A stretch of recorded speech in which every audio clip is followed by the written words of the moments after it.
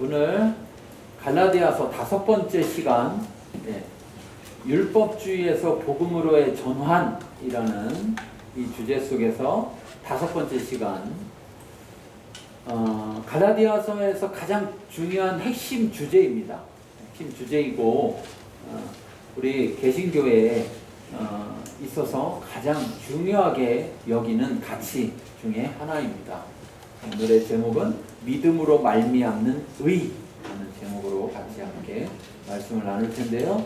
먼저 16절 2장 16절 머릿속에서 막 두 가지가 섞이네. 2장 16절 같이 찾으셨으면 303쪽 302쪽 찾으셨으면 같이 한 목소리를 읽겠습니다. 사람의 율법에 되는 것은 율법의 행위로 말미암이 아니요 오직 예수 그리스도를 믿음으로 말미암은 줄을 알므로 우리도 그리스도 예수를 믿나니 이는 우리가 율법의 행위로서 아니고 그리스도를 믿음으로써 의롭다함을 얻으려 합니다. 율법의 행위로서는 의롭다함을 얻을 제사가 없느니라. 자, 오늘 이 말씀 속에서 지난 시간에 뭐였죠? 지난 시간에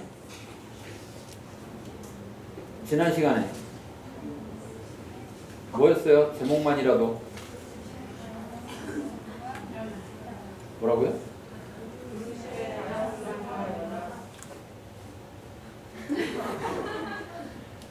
얘가 문제, 얘가 저는 마이크로 말해서 이렇게 나가니까 상관없는데 말이 마스크도 쓰셨지, 얘도 가로막지,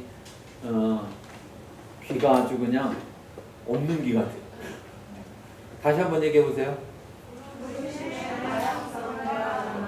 네.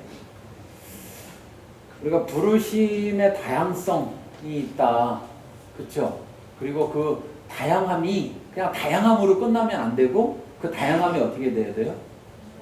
연합해야 된다. 하나 돼야 된다. 그 얘기가 아직 끝나지 않았어요. 사실은 그 얘기가 아직 끝나지 않았어요. 그래서 그러한 중대한 이야기, 그러니까 이 다양성이라는 것의 가장 핵심이었던 게 이 시대에는 유대인과 이방인이라는 거였어요. 그냥 유대인이 아닌 모든 족속들 합쳐서 그냥 이방인 이렇게 말했던 이방인의 문제와 그 다음에 유대인의 문제, 이 문제에 대한 것이었어요. 자, 그것이 아직도 이어지는데 지금 우리와 어떻게 연관되는지 이것도 또 우리가 잘 알아야 되는데요. 자, 2장 11절에서 14절에서는 그런 문제가 앞에까지는 거짓 교사들이 와가지고, 그쵸? 거짓 교사들이 와서 막 문제를 일으켰다 이렇게 했잖아요. 그쵸? 그런데 거짓 교사가 문제를 일으킨 게 아니라 사도 중에도 그리스도의 제자, 예수의 제자라고 할 수 있는, 또는 교회의 리더십이라고 할 수 있는 핵심적인 인물 중에서도 그러한 문제가 발생했었다 라고 하면서 바울이 아주 강한 어조로 그것에 대해서 오늘 이야기를 합니다. 그래서 더더욱 강조하는 거죠. 뭐냐? 우리의 부르심은 다 다르다. 그렇지만 그 모든 부르심은 하나님의 동일한 부르심이고, 그 다양한 그 모든 부르심이 결국은 하나님으로 인해서 연합하고 하나 돼야 돼요. 연합하고 하나 돼요. 그러니까 여러분, 지난번에도 제가 말씀드렸지만 9층에 있는 교회는 우리의 경쟁 상대라든지 우리의 적이 아닙니다. 9층만 아니라 저 옆에 우리 옆에 건물, 저쪽으로 옆에 건물 저 끝에 모서리에도 보면, 교차로에도 보면 또 거기에도 교회가 있잖아요. 거기도 우리의 경쟁 상대거나 우리의 적이 아니에요. 여기에서 조금 또 돌아가면 저쪽에 농협 있는 쪽으로 좀 가다 보면 또 교회들이 좀 있는데,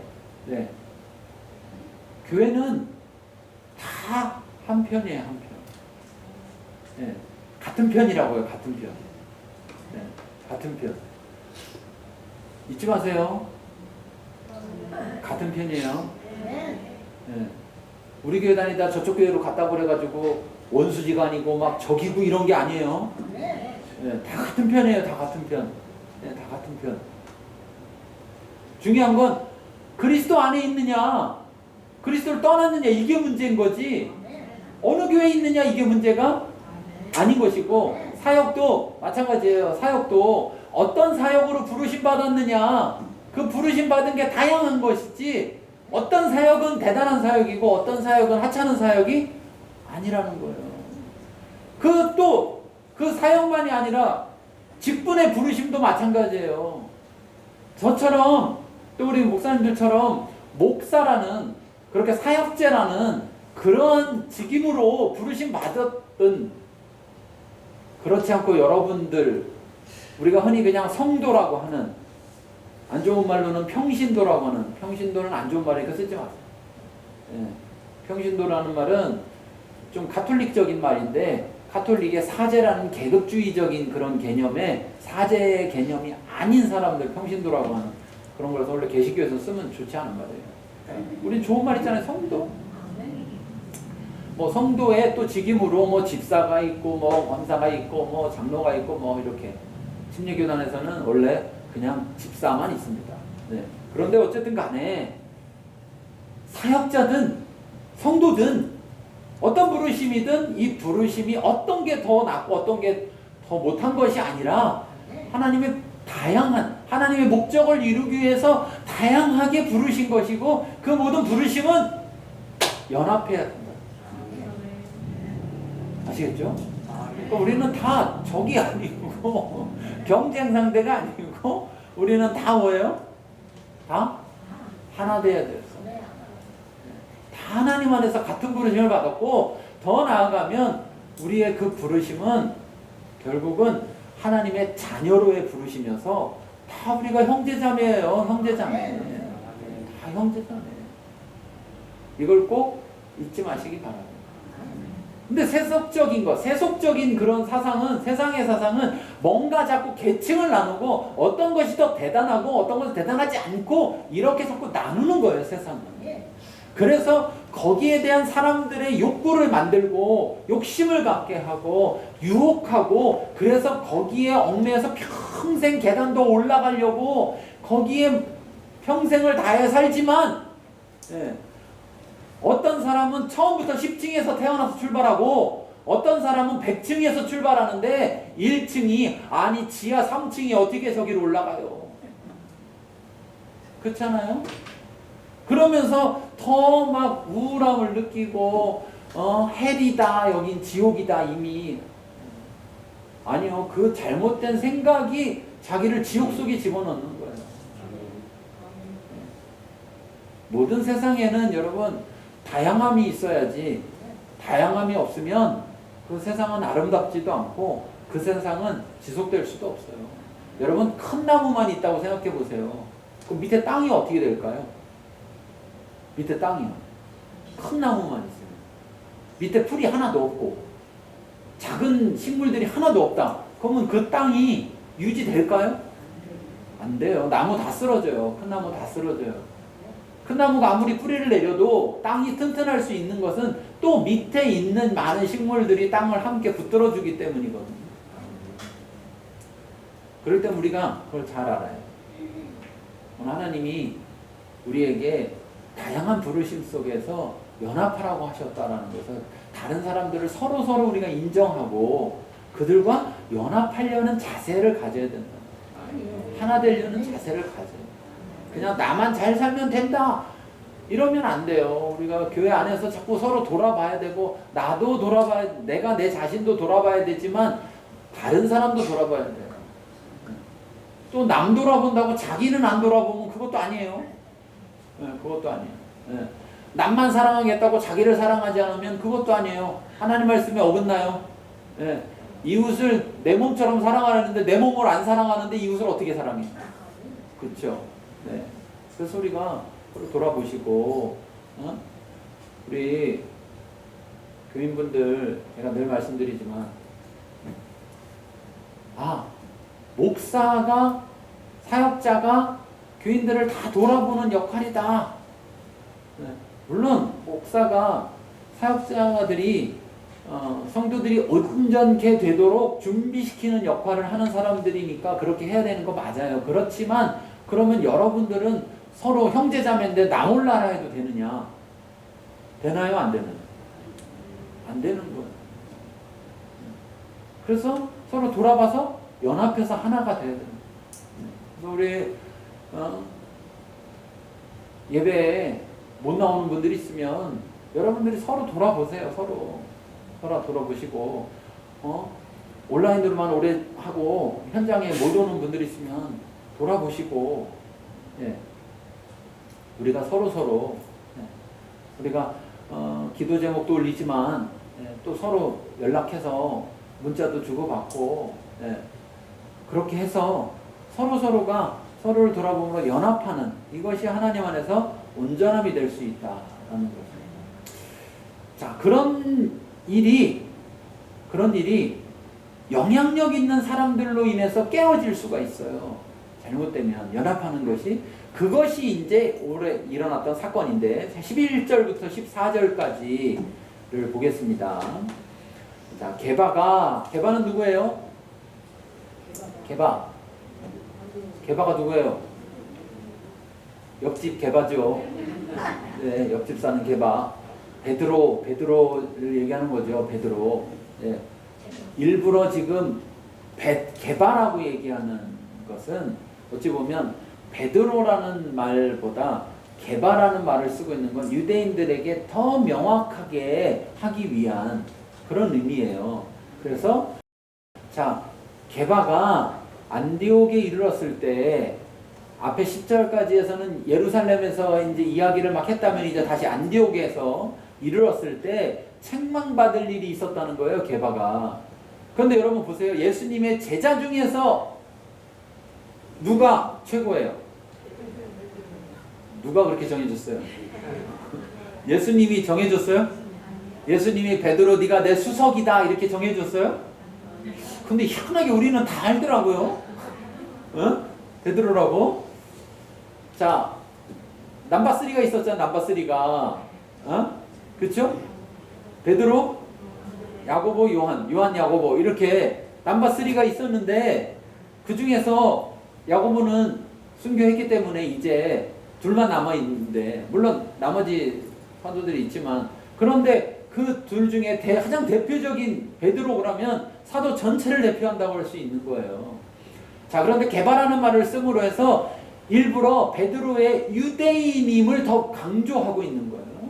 자, 그런데 그 게바가 베드로가 안디옥에 이르는데 책망받을 일이 있었대. 그럼 여러분 넘버1이야. 예수님 안 계시니까.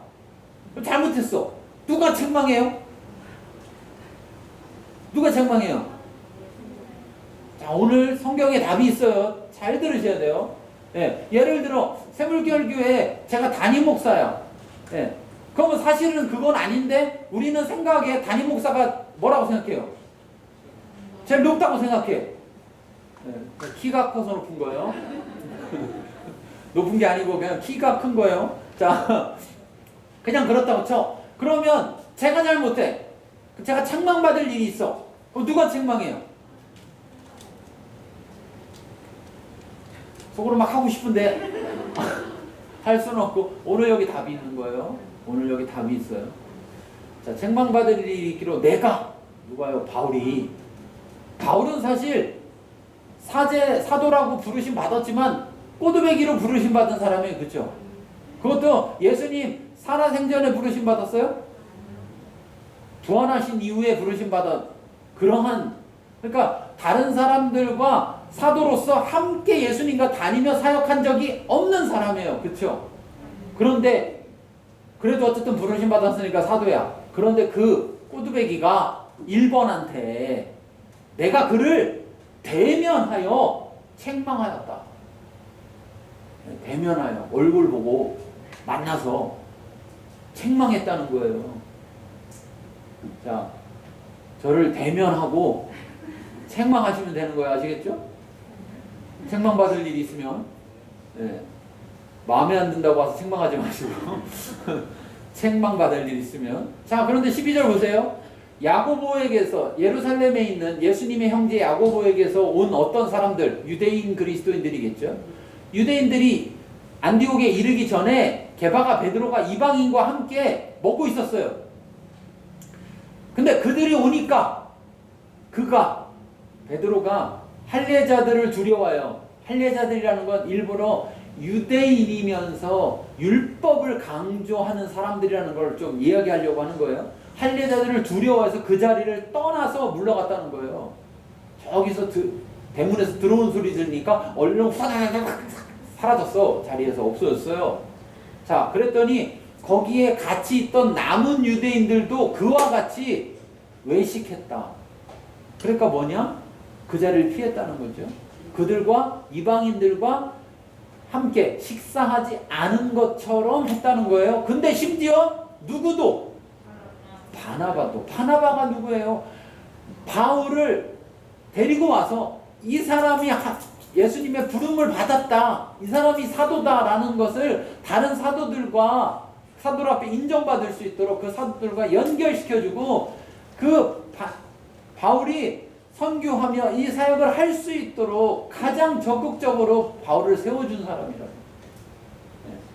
바나바는 이름이 아니고 별명인데 권면하는 자, 권위자라는 뜻이에요. 권면이 아니라 권위자란 뭐냐면 다른 사람을 세워주는 자라는 의미를 가지고 있는데, 자, 그렇게 했던 사람인데 그만큼 영향력이 있던 사람인데 그 사람조차도 베드로가 1번이 그러니까 어떻게 해요? 1번이 그러니까 어떻게 얼른 다 피한 거죠. 그래서 우리가 오늘 여기서 이 생각해야 돼요. 앞에 있다고 생각하든 생각하지 않든 앞에 있는 자들, 신앙에 있어서 앞에 서 있는 사람, 직분이 앞에 서 있게 돼 있어서 직분 때문에 앞에가 있든 신앙의 연륜 때문에 앞에가 있든, 그렇죠? 앞에가 있다고 하는 사람들의 하나의 잘못된 행위는 그 사람의 하나의 잘못된 행위로 끝나는 게 아니라 어떻게 돼요? 뒤에 따라오는 사람들에게 다 영향을 미쳐. 그러니까 여러분, 앞에 선 자는 자기가 길이에요, 길. 예수님이 우리에게 길이 되셔서 예수님이 걸어간 길을 우리가 따라가는 것처럼 신앙의 앞에 선 자들은 그 사람이 걸어가는 길이 되는 거예요. 그러면 뒤에 따라오는 자들은 뭐만 보고 따라가요? 나만 보고 따라온단 말이에요. 근데 내가 잘못된 길로 가면 어떻게 돼요? 잘못된 길로 가면 뒷사람들도 다 잘못해요. 누구 탓이에요? 그 사람도 잘못이지만 내 탓이 있다. 하나님 묻는단 말이에요. 실족시키는 자를 향해서 왜 네가 실족시켰느냐, 왜 저 사람을 실족시켰느냐라고 책임을 반드시 물으신단 말이에요. 그렇기 때문에 우리는 이걸 잘 해야 되는데, 문제는 뭐냐? 앞에 서 있다고 생각하는 자들은 자기들이 앞에 있다 보니까 잘못을 해도 이걸 책망할 자가 없다는 거예요. 책망할 자가. 제가 예전에 그런 얘기 했죠. 제가 만일 설교 때 하나님 말씀을 어긋나게 말하고 하나님 말씀이 아닌 내 개인의 말, 내가 원하는 거, 내가 하고 싶은 이런 개인의 말을 자꾸 하거든. 저한테 한번 얘기하고 그러지 마세요. 한번 얘기하고, 그런데 그 다음 주에 또 그러거든. 바로 다른 교회로 가라고. 얘기했어요, 안 했어요? 했죠? 네. 왜? 그것 자체도 저를 책망하고 말하는 게 될 수 있다는 거예요. 더 좋은 건 저한테 다시 와서 다시 그걸 책망하는 거예요. 왜 목사가 돼서 하나님 말씀을 전하지 않느냐? 왜 하나님 말씀에 맞게 전하지 않고 사람에게 맞게 전하느냐? 이것을 해야 된다. 자, 그런데 더더구나 어떻게 했느냐? 자, 여기 이렇게 됐어요. 바나바도 그들의 외식에 유혹되었다. 외식이라는 게 뭐예요? 겉과 속이 다른 거죠. 다시 말하면 이중 생활하는 거예요. 교회에서 생활할 때와 세상에서 생활할 때가 다르게 생활하는 거, 다른 사람이 볼 때와 다른 사람이 보지 않을 때와 다르게 생활하는 거. 어쩌면 우리는 다 외식하고 있죠. 그렇죠? 그런데 문제는 안 들킬 뿐이에요. 그 외식하는 게 들키지 않을 뿐이야. 그렇지만 우리는 항상 들키고 있어요. 누구에게요? 하나님. 우린 사람에게 심판받는 존재가 아니에요. 누구에게 심판받아요? 하나님께 심판받아요. 그럼 우린 뭘 두려워해야 돼요? 하나님의 심판을 두려워해야 돼요. 근데 지금 이 사람들 뭘 두려워하고 있어요? 사람을 두려워하고 있어요. 누가요?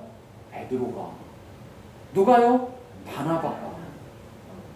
누가요? 거기 함께 따라다니던 사람들이. 우리는 여기서 뭘 할 수 있느냐? 누구나 잘못할 수 있다. 누구나. 베드로도 잘못할 수 있다. 예. 바나바도 잘못할 수 있고, 누군지 모르는 이름 없는 사람이지만 하여튼 그래도 열심히 따라다니던 그 정도의 열정이 있는 사람들이지만 그 정도의 열정이 있는 신앙의 열정이 있는 사람들도 잘못할 수가 있다 없다? 있다 이거예요. 아유 사람들이 어째 교회 다니는 사람들이 저래 아유 교회 못 다니겠네. 그런 교회는 없어요 세상에. 아무도 잘못하지 않는 교회는 세상에 없습니다. 혹시 있는데 갈 생각하지 마세요. 가면 그 교회 망치는 거니까. 네, 혹시 있어도 가면 안 돼요. 자, 누구나 잘못할 수 있다. 이해되시죠? 누구나. 누구나에 누가 있어요? 내가 있어요. 또 누가 있어요? 너도 있는 거예요. 그렇죠? 여러분 올 때 저도 있는 거예요. 누구나. 잘못을 안 할 수 있느냐? 우리가 그렇게 온전하지 못해요. 아직까지. 우리는 다 잘못할 수 있어요. 우리는 이것도 인정해야 돼요. 그런데 왜 잘못을 하느냐 우리가 잘 알아야 되는데 그 잘못 중에 하나는 뭐냐면 두려움 때문이라는 거예요. 두려움 때문. 그래서 성경에서 그렇게 많이 말하는 거예요. 두려워하지 말라고. 두려워하지 말라, 두려워하지 말라, 두려워하지 말라, 염려하지 말라, 근심하지 마라. 이걸 왜 자꾸 얘기하느냐? 그것이 결국 그 두려움이 나로 하여금 잘못된 선택을 하도록 하니까. 그리고 그 두려움은 하나님을 두려워하는 두려움이어야 되는데 사람을 두려워하는 두려움이 되다 보면 더더욱이나 하나님 말씀에서 벗어나는 일을 하게 됩니다. 이래놓고서 아닌 척. 이래놓고서 외식이라는 게 그런 거잖아요.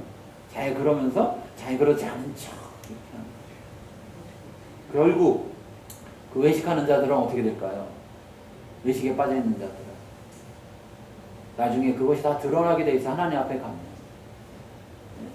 그런데 이게 있잖아요. 내가 온전함을 향해 달려가는 거와 난 어차피 안 돼 그러면서 그냥 외식으로 살아가는 거와 어떤 한 시점을 딱 자르면 둘 다 외식할지 몰라요. 그렇죠? 그런데 온전함을 향해 달려가고 있는 사람은 그 시점의 전을 보면 그 전보다 나아져가고 있다고요. 다시 말해서 온전해져 가고 있다고요. 그런데 외식 가운데 살아가는 사람은 그 시점의 전을 봐도 뭐예요? 똑같아요. 하나님은 우리에게 하나님을 향해 나아오라고 하고 있고 우리가 예수 그리스도의 장성한 분량한 만큼 자라나라고 하고 있고 우리가 계속해서 변화되기를 원하시는데 우리가 예수 그리스도를 믿음으로 말미암아 새롭게 태어났기 때문에 변화가 가능한 존재가 되었다는 거예요. 믿기 전에 새로 태어나기 전에는 우리가 변화할 수 없는 존재였다는 거죠. 근데 새로 태어났기 때문에 이제 변화할 수 있는 존재인데 변화하며 살아가야 되는데 그 변화가 어떻게 가능하냐? 우리 힘으로 가는 게 아니라 하나님의 은혜로 가능하다. 하나님의 은혜로. 그렇지만 제가 늘 말씀드리듯이 하나님의 은혜가 내게 주어졌다 할지라도 내가 그 은혜를 받지 않는다면 그 은혜는 내게 은혜되지 못하고 그 은혜는 내게서 아무런 역할을 할 수가 없다는 거예요. 하나님의 은혜 받아야 된다는 은혜 받아야 된다는 말은 교회에서 엄청나게 많이 쓰지만 그 은혜가 진정으로 어떤 은혜인지 그 은혜가 무슨 역할을 하는지 알지도 못하면서 그저 복 받는다는 말을 은혜라는 말로 바꿔서 사용하면 안 된다. 자, 그러면서 여기서 이런 일이 벌어집니다. 그러므로 나는, 바울은 그들이 복음의 진리를 따라 바르게 행하지 아니함을 보고 모든 자 앞에서 게바에게 이르되 내가 유대인으로서 이방인을 따르고 유대인답게 살지 아니하면서, 자 보세요. 지금 이방인과 밥을 먹었다는 것 자체가 유대인답게 사는 거예요, 안 사는 거예요? 안 사는 거예요. 왜냐하면 이방인하고 유대인은 밥을 같이 먹으면 안 되는 거예요.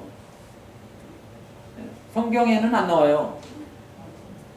자기들이 정한 규칙이에요. 자기들이 성경 말씀대로 살겠다고 나름 자기대로 정한 규칙 속에 있는 거예요. 자기들을 정결케 하는 방식 속에 밥을 같이 먹는다는 그 교제가 자기들을 더럽힌다고 여겨서 그래서 밥을 같이 안 먹는. 그런데 자, 이미 베드로는 밥을 먹었죠, 같이. 그렇죠? 그러니까 자, 유대인으로서 누굴 따른 거예요? 유대인을 따른 거예요? 이방인을 따른 거예요? 이방인을 따르고 유대인답게 살았어요? 안 살았어요? 안 살아놓고 어찌해서 억지로 이방인을 유대인답게 살게 하려 하느냐. 이건 무슨 말이냐면 지금 너는 네 행위는 유대인에게 영향을 1차적으로 미쳤지만 거기서 같이 밥 먹고 있던 이방인들은 그걸 보는 순간 1번이 나가네? 그랬더니 저 사람들이 우르르 다 나가네?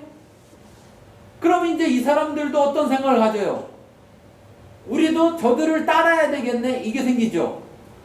그러면 밥 먹는 문제만이 아니라 율법의 문제, 그 율법을 지키려고 하고 그 율법으로 의롭게 되려고 하는 그 유대인들의 거짓들이 전한 할례도 받아야 되고 뭐 이러면서 하나하나 전한 그 모든 것들을 어떻게 하게 됩니까?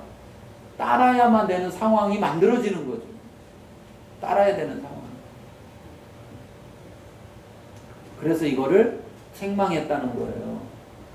여기 중요한 것은 뭐냐? 모든 자 앞에서 따로 조용히 불러서 한 게 아니고 쏙닥쏙닥 한 게 아니고 모든 자 앞에서 그랬다는 거예요.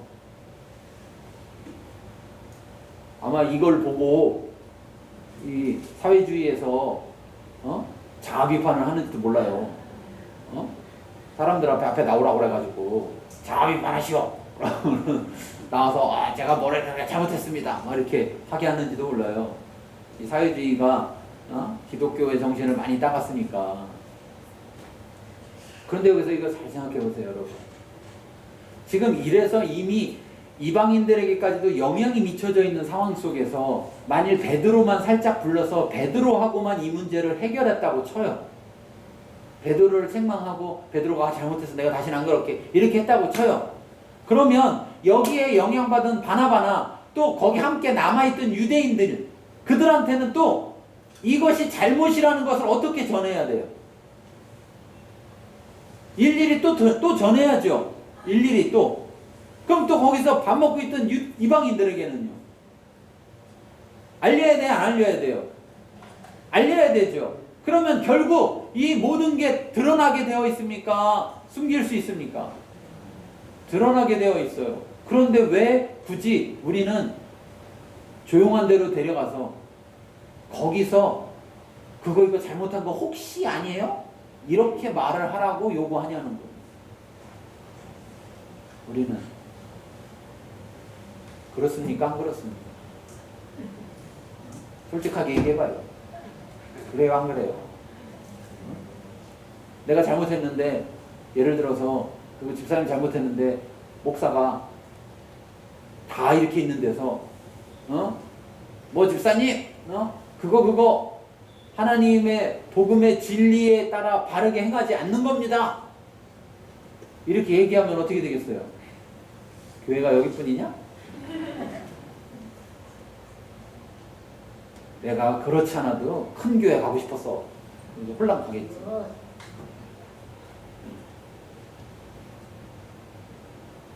어떤 게 성경적이냐? 어떤 게? 성경이 지금 말하고 있는 거예요. 그런데 이 이유가 뭐냐를 잘 생각해 봐야 돼. 이 이유가 뭐냐? 이렇게 하는 이유가 뭐냐? 그 사람만 잘못할 수 있는 게 아니라 모두가 그럴 수 있다는 거예요. 그러니까 그 사람의 잘못을 드러내서 그 잘못을 책망하는, 그래서 그 책망은 그에게 기회를 주는 거예요. 어떤 기회? 잘못을 깨닫게 하는 기회, 그 다음에 그 잘못을 시인하고 회개할 수 있는 기회, 그리고 그것을 잘못을 시인하고 회개하면 뭐 받을 수 있는 기회? 용서받을 수 있는 기회를 주는 거예요. 그러면 그렇게 그 자리에서 그 문제가 끝나고 나면 그 다음부터 그 사람은 어때요? 자유롭죠. 자유로운 거예요. 그런데 그렇지 않으면 계속해서 그 죄가 남아있게 되는 거고, 그 죄가 자유를 해치게 되는 거예요. 성경은 이렇게 말해요. 잠언 29장 25절에 보면 뭐라고 말하느냐? 사람을 두려워하면 올무에 걸리게 된다. 이렇게 말하는데, 이건 전 양쪽으로 쓸 수 있는 것 같아요. 아까 얘기한 사람을 두려워하니까 잘못된 선택을 하게 되는 것도 있고, 또 한 가지는 뭐냐면 사람을 두려워하니까 잘못인데 잘못이라고 말을 안 하는 거예요. 아이고 1번인데 난 999번인데 어떻게 999번이 1번한테 저거 잘못이 있지만 잘못이라고 말할 수 있을까? 말해도 될까? 말하면 안 되는 거 아닌가? 나 이러다 쫓겨나는 거 아니야? 뭐 그러면서, 그쵸? 그러면 나중에 내가 무슨 잘못을 했을 때, 똑같은 잘못을 하게 됐을 때 어떻게 됩니까? 내가 그것을 잘못으로, 아까는 1번 저거 잘못한 거네라고 죄라고 잘못이라고 인식했는데, 내가 그걸 말하지 못하고 그냥 지나가다가 시간이 흐르다가 내가 잘못을 또 했어요. 똑같은 잘못을. 그 순간 내가 그것을 잘못으로 깨닫고 회개할까요? 할 거예요, 안 할 거예요? 할 필요가 있어요, 없어요? 누구 때문에?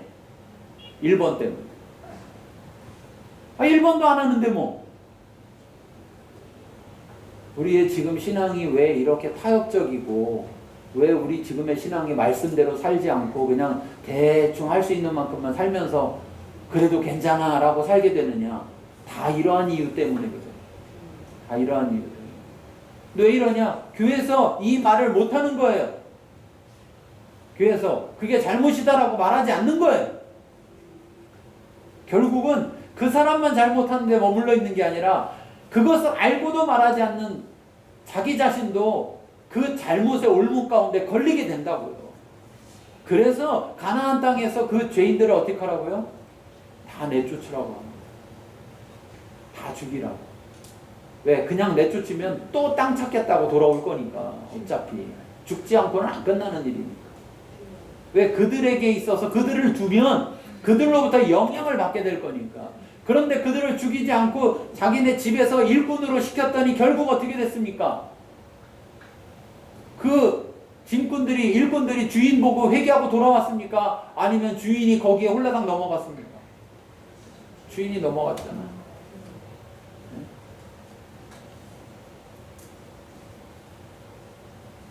마태복음에 말합니다. 형제가 죄를 범하거든 가서 권고해라. 근데 말을 듣지 않으면 똑같이 그것을 알고 있는 두세 사람을 데려가서 또 얘기해라. 그래도 듣지 않으면 교회에다가 말해라.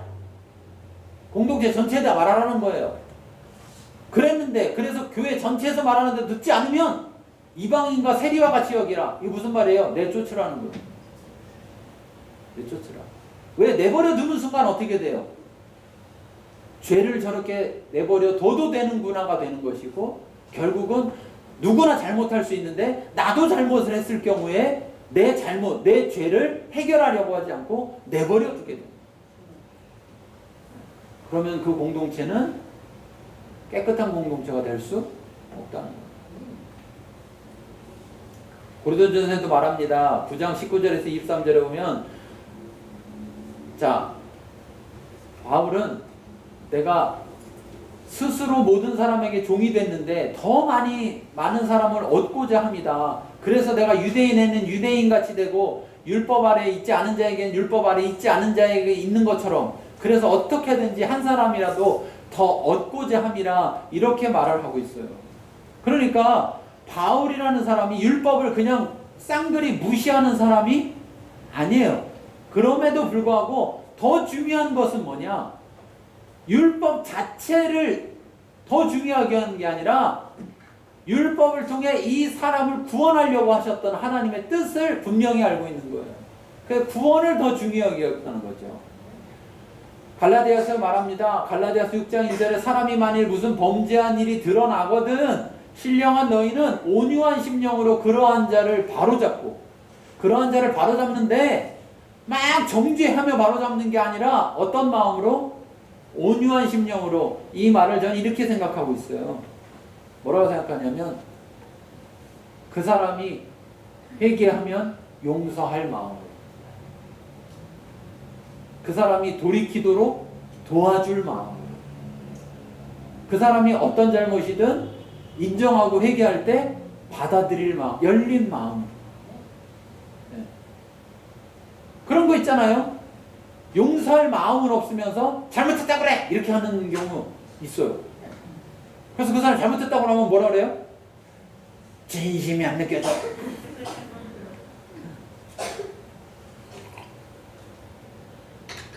어떻게 해야 느껴지는지 잘 모르겠지만 무릎 꿇어! 막 이렇게 무릎 탁 꿇으면은 진심이 안 느껴져. 이러면서. 그런데 중요한 사실은 우리가 그렇게 용서할 마음, 온유한 심령이 아니면 그러한 자를 바로잡을 수가 없고, 그렇죠?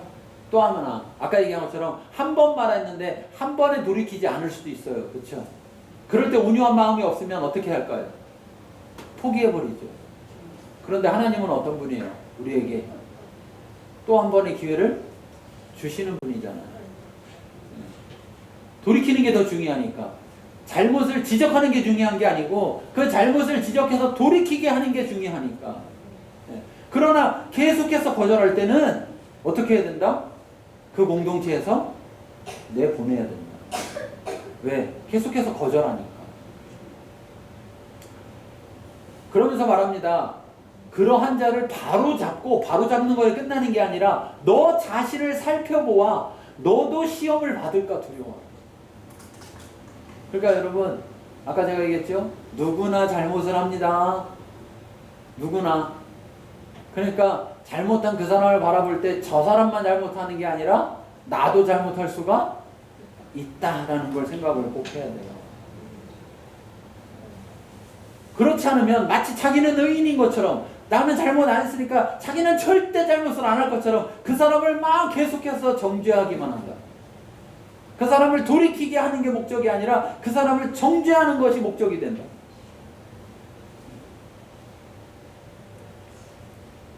그래서 모든 사람이 있는 데서 하라고 지금 이야기하는 거예요. 굳이 저쪽에서 둘이 있다가 그랬는데 데리고 여기 와서 하라는 얘기가 아니라 지금 여기 모든 사람들은 뭐예요? 그 상황에 있었던 사람들, 그 상황을 알고 있는 그 사람들 모두 있는 그 자리에서 해야 한 번에 다 해결도 되고, 거기에서 그걸 인정하고 할 때 이 사람들도 그 영향에서 벗어날 수가 있다라는 거예요. 네.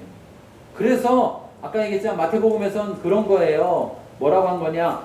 내 형제가 죄를 범하거든 가서 너와 그 사람만 상대하여 권고하라. 내가 알게 됐어. 그러면 굳이 이를 키우라는 게 아니라 아직 다른 사람들은 모른다. 그러면 그 사람한테 가서 얘기하라. 근데 내가 혼자 가서 얘기하면은 우길 수가 있잖아요, 사람들이. 안 했는데? 아, 그래. 그러면 증인이 있으면 그 다음엔 증인 데려가서 얘기하라는 거죠. 그런데도 또 거절하면 그때는 모르는 모든 사람에게도 알게 하라는 거예요. 그 공동체에 알게 하라는 거예요. 교회 안에 알게 하라는 거예요. 그리고서 이제 교회 전체가 말하라는 거예요. 이해하시죠? 네. 이거의 가장 핵심은 죄는 덮는 게 아니라 죄는 드러내서 해결해야 되는 거예요. 드러내서 죄를 인정하고 회개할 때 용서해서 죄를 아예 없애야 되는 거지, 죄를 덮어주면 죄는 없어져요, 안 없어져요? 안 없어지는 거예요. 그러면 죄가 계속해서 살아있다는 거예요. 자, 그 다음에 언제 시간이 이렇게 많이 갔대요. 자, 그럼에도 불구하고 자 15절부터 21절까지 빠르게 읽겠습니다. 우리는 본래 유대인이요 이방주의인이 아니오되 하나님을 이롭게 되는 것은 율법의 행위로 말미암음이 아니요 오직 예수 그리스도를 믿음으로 말미암은 줄 알고 우리도 그리스도 예수를 믿나니 이는 우리가 율법의 행위로서가 아니고 그리스도를 믿음으로써 의롭다함을 얻으려 합니다. 율법의 행위로서는 의롭다함을 얻을 육체가 없느니라. 만일 우리가 그리스도 안에서 의롭게 되려 하다가 죄의 힘으로 드러나면 그리스도께서 죄를 짓게 하는 자냐 결코 그럴 수 없느니라. 만일 내가 허락된 것을 다시 세우면 내가 나를 범법한 자로 만드는 것이나 내가 율법으로 행하다가 율법에 대하여 죽었나니 이는 하나님에 대하여 살아남으라. 내가 그리스도와 함께 십자가에 못 박혔나니 그런즉 이제 내가 사는 것이 아니오 오직 내 안에 그리스도께서 사시는 것이라. 이제 내가 육체 가운데 사는 것은 나를 사랑하사 나를 위하여 자기 자신을 버리신 하나님의 아들을 믿는 믿음 안에서 사는 것이라. 내가 하나님의 은혜를 하지 아니하니 아니 의롭게 되는 것이 율법으로 말미암으며 그리스도께서 함께 죽으셨느니라. 야, 우리가 너나 나나 본래부터 우린 유대인이고 이방 죄인이 아니다. 그런데 그렇다고 해서 그러면 우린 유대인이니까 우리는 율법의 행위로 의롭게 되고 이방인들은 믿음으로 의롭게 되는 줄 아느냐. 우리도 율법으로는 율법의 행위로서는 절대 의롭게 될 수가 없다. 왜? 율법은 하나만 범하여도 전부를 범하는 것이니까. 그런데 자기들은 뭐라고 하느냐? 어려서부터 나는 율법을 다 지켰다 이렇게 말을 하지만 정작 중요한 것은 그들은 껍데기는 지켰는데 그 껍데기 안에 있는 진짜 본질을 모르고 있었다는 거예요. 본질을 모르고 있었다. 그들은 진정 그 하나님, 그 본질인 하나님보다 무엇을 해야 되느냐, 이걸 했느냐 안 했느냐, 이것에만 집착했다라는 거죠. 그리고 그것을 했을 때 자기를 의롭게 여겼다는 거예요. 지금 베드로가 왜 밥 먹다가 거기 자리에서 떠났느냐? 이방인과 밥을 안 먹은 것이 자기를 의롭게 하니까. 우리가 신앙생활을 오래 해도 그럼에도 어떤 상황에서는 우리가 그렇게 잘못할 수가 있어요. 근데 그걸 자기가 못 깨달을 수 있어요. 그러면 옆에서 그걸 깨달은 자가 어떻게 해줘야 돼요? 알려줘야 되는 거예요. 알려줘야 되는 거예요. 여러분, 가족끼리, 형제 자매끼리 잘못했을 때 알려줘요, 안 알려줘요? 안 알려줘요? 응? 안 형제예요? 알려주잖아요, 그쵸? 그거 왜 우리끼리는 안 알려줘요? 우린 안 형제예요? 우리도 다 형제라니까요, 자매고. 우리도 다 아버지가 같다니까요. 그러므로 우리가 그것에 대해서 자기 자신은 그것을 생각지 못할 수가 있어요. 잘못을 하면서도. 왜? 이미 잘못된 생각에 빠져서 잘못된 선택을 하게 되니까. 그러면 얘기해줘야 됩니다. 그러면서 분명히 우리 속에 잊지 말아야 될 건 뭐냐? 율법의 행위로서 내가 뭐를 했다는 것으로서는 하나님 앞에 의롭게 될 육체가 없다는 거예요. 주일 예배 한 번도 안 빠졌다고, 11조 다 했다고, 나 새벽에 3시간씩 기도한다고, 내가 전도 많이 했다고, 뭔 얘기를 갖다 붙여도 그거 가지고 하나님의 예배자리 가운데 나올 수 있는 사람은 없다고요. 우리가 하나님 앞에 예배자리 가운데 나올 수 있는 유일한 이유는 바로 예수 때문이란 말이에요. 예수 그분이 나의 죄를 대속하셔서 내 죄값을 치르셔서 내가 이제 죄인이 아니요, 나를 예수를 믿는 그 믿음으로 말미암아서 나를 의롭다고 여겨주시는 하나님의 은혜 때문이에요. 내가 의로운 게 아니라 의롭지 않은데 예수를 믿었기 때문에 나를 의롭다고 여겨주시는 것이다. 그래서 내 의는 뭐냐? 오직 예수가 내 의라고요. 예수님이 내 의지 내가 한 어떤 행위가 의가 되지 못한다는 거예요. 그러니까 내 의는 어디에서 나오느냐? 오직 나와 나의 주와 그리스도 대신 예수를 믿는 믿음으로부터 나온다는 거예요. 그럼 뭐하러 주일날 예배 빠지지 않고 힘들게 돈 띄어서 11조 하고 뭐하러 기도도 열심히 하고 성경도 읽고 이거 뭐하라느냐? 어차피 뭐 그거 갖고 소용도 없다면서 지금 바울이 얘기하잖아요. 20절 보세요. 내가 그리스도와 함께 십자가에 못 박혔나니 이제는 내가 사는 것이 아니요 오직 내 안에 그리스도께 사는 것이라. 무슨 말이냐? 내가 예수를 믿는다는 것은 내 죄된 죄인인 나는 십자가에서 예수님과 함께 죽는 것이고 이제 예수님으로 말미암아 새롭게 태어난 나는 이제 육체를 따라 사는 존재가 아니라 영을 따라 사는 존재고 그 영을 따라 산다는 것의 핵심은 내 안에 바로 나의 주와 그리스도 대신 예수가 계신 것이다.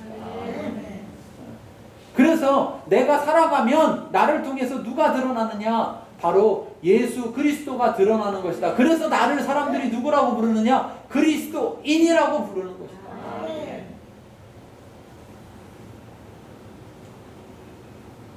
그러니 율법은 하나님이 주셨으니 우리가 하나님이 주신 그 율법을 우리가 따라야 됩니까? 안 따라야 됩니까? 따라야죠.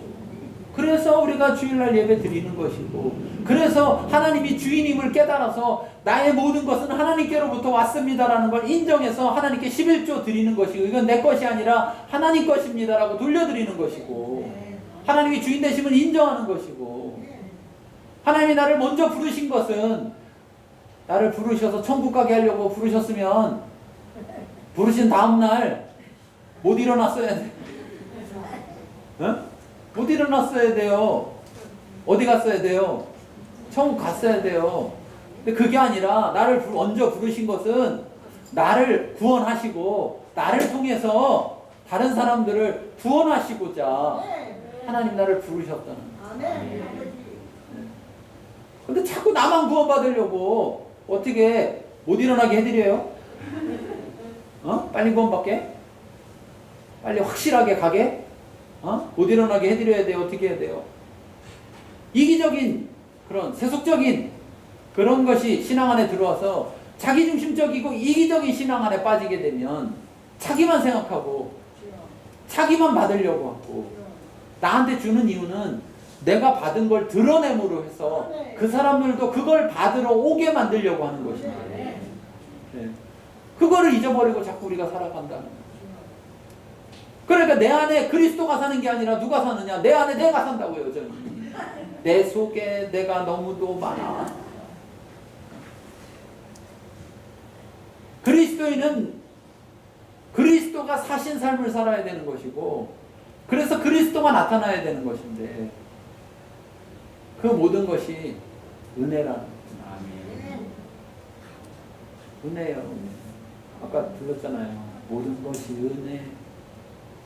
내가 아침에 눈을 뜨는 것도 내가 지금 살아가는 것도 내가 당연히 있을 거라 생각하는 그것들도 우리 흔히 말하는 숨 쉬는 것도 당연히 숨 쉬는 거지 숨 안 쉬어지는 분 앞에 가봐요. 저희 선생님께서도 폐암으로 돌아가셨지만 결국은 왜 돌아가시느냐? 숨을 못 쉬어서 돌아가시는 거예요.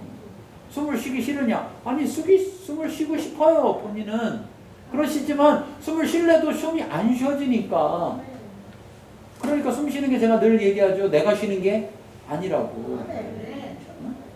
하나님 은혜로 쉬는 거라고. 심장이 내가 뛰게 하는 게 아니라고요. 얘가 뛰어줘서 내가 사는 거예요. 하나님이 뛰라고 해서 뛰는 거죠.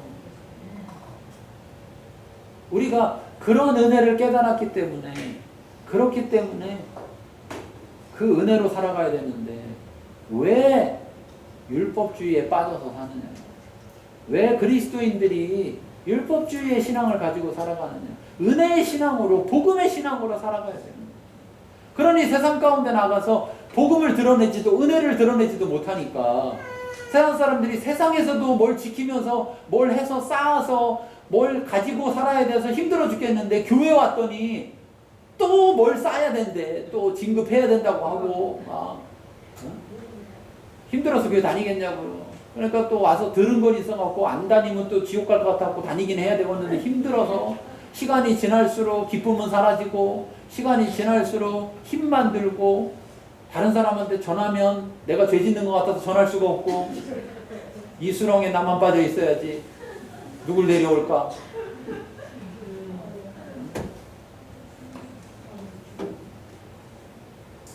내가 은혜로 살지 않는데 어떻게 다른 사람에게 은혜를 보여줄 수 있으며 내 안에 그리스도가 살지 않는데 어떻게 내가 그리스도인의 삶을 살아갈 수가 있겠냐.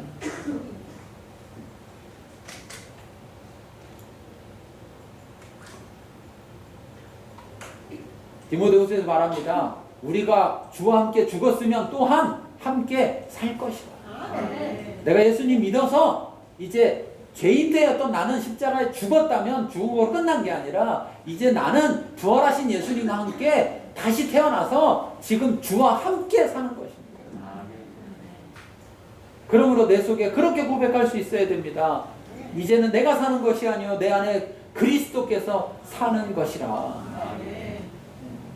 말씀을 보겠습니다. 같이 읽겠습니다. 하나님은 우리의 율법의 행위로서가 아니고 예수 그리스도를 믿음으로써 이롭다 하시나. 하나님은 우리의 율법의 행위로서가 아니라 예수 그리스도를 믿음으로써 우리를 의롭다 하신다. 그러므로 내가 믿었다면 여러분 나는 죄인입니까? 의인입니까? 의인인 거예요. 의인인 거예요. 이제 내가 예수 그리스도 믿었다면 내가 의로운 행위를 해서 의인이 되는 게 아니고 예수 그리스도 믿음으로 의인이 되는 것이니까. 자, 그러니까 여러분 예수님 믿으셨다면 의인입니다. 교회 나갔다면 몰라요. 괜히 그런 척하지 마세요. 의인인 척하지 마세요. 외식하지 마세요. 교회 나온 건 몰라요. 예수님을 믿으면 의인이 되는 겁니다.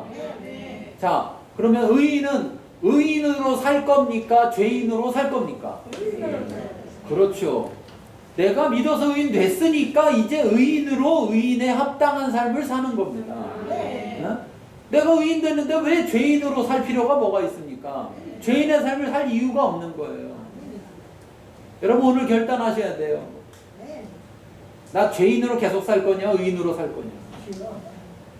내가 뭘 해서 의인 돼서 사는 게 아니라 의인이 되어야 의인으로 살 수 있는 거예요. 그런데 의인 되는 것은 너무 쉽고 간단한데, 그런데 굳이 힘들고 어려운 안 되는 걸 자꾸 선택한다는 거죠. 예수님을 믿음으로 그분이 나의 주와 그리스도시다.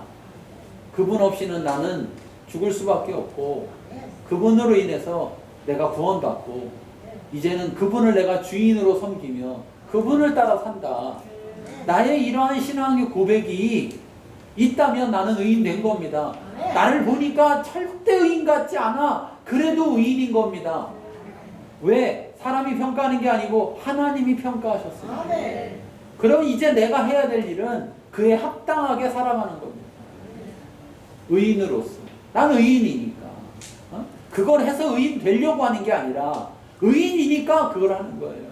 내가 의인이니까 예배 나오는 거예요. 내가 의인이니까 하나님 앞에 예물 드리고 의인이니까 복음을 전하는 것이고 내가 의인이니까 그걸 해서 의인 되려는 게 아니라 언제까지 머뭇머뭇거리고 언제까지 결정하지 않을 것입니까?